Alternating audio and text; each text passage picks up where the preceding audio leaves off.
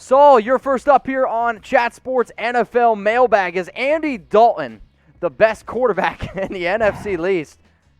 Better than Carson Wentz. He's better than Daniel Jones. I'll take him over Daniel Jones. I would too. And he's better than whoever Washington's going to starting. I'll I'll still take Carson Wentz, but it's sad that it's even a discussion. If I'm able to take the totality of their careers and kind of do some previous stuff and project a little bit, I would take Wentz. If you're doing just this season, Wentz has been really bad.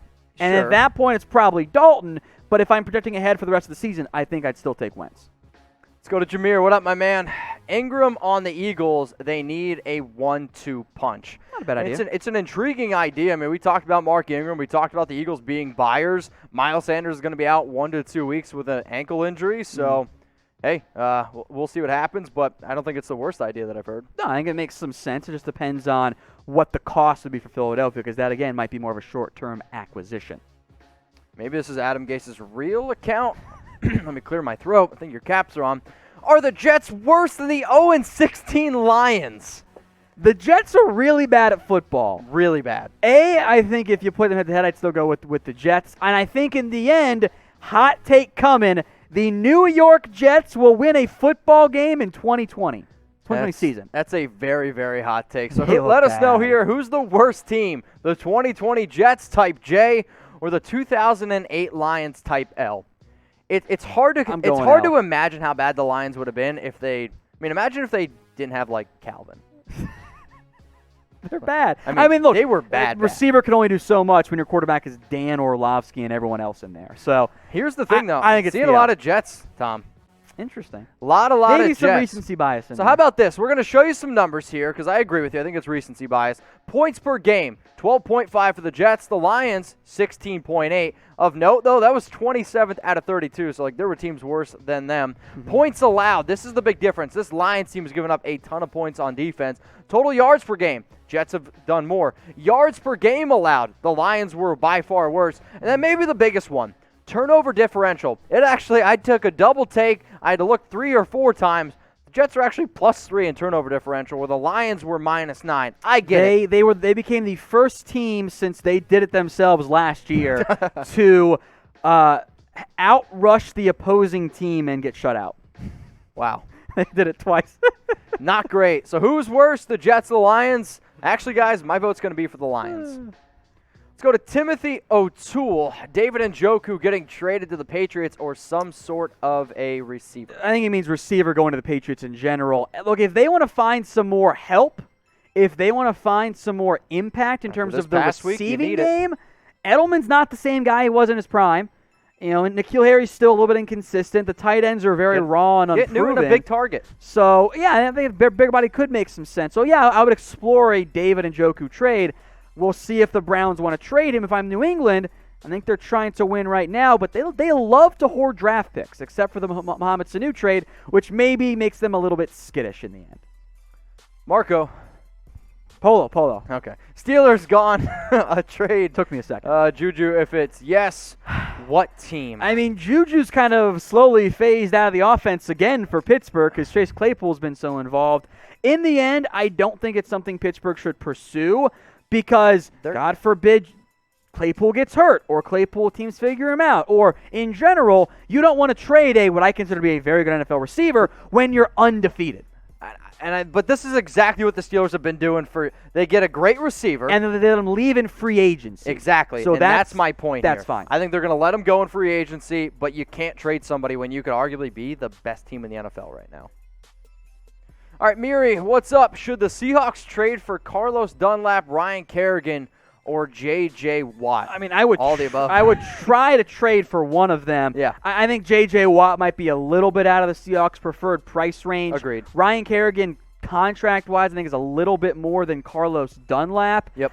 I think Dunlap might be a good fit for this Seahawks team. If if you want to continue to allow Benson Mayowa to be kind of that Leo guy, that closer to a stand-up edge, Dunlap can be a full-time base end edge. You can still kick L.J. Collier and DeMontre Moore, etc. inside. But I would explore Dunlap and Kerrigan, and I think in the end, who's ever cheaper, that's the one I go out and trade for if I were Seattle. Cheap, good fit. Sounds like these face masks here. Chatsports.com/stay safe. These masks, I'm telling you, they fit great on your face. I mean, look, I got one right here. I'm telling you, you can get a 3-pack for $24.99, and actually, they're on sale. You can get them even cheaper than $24.99. You got a 2-pack if you want a player, maybe a Patrick Mahomes. There's Josh Jacobs ones. You get your favorite guy, Cam Newton. That one kind of sells itself. You can get that as well. If you want the mask that the players are wearing, also available. If you need an NFL face mask and you plan on going out in public, make sure you're repping your favorite team.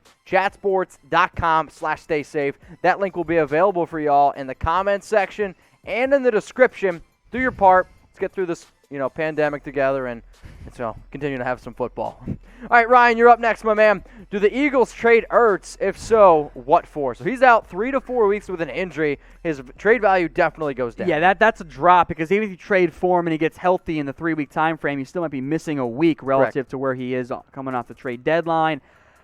I think if you're Philly and you trade Ertz, unless you can find a player like a linebacker, maybe a corner to help out a struggling defense, I think you might just take the best draft pick that you can.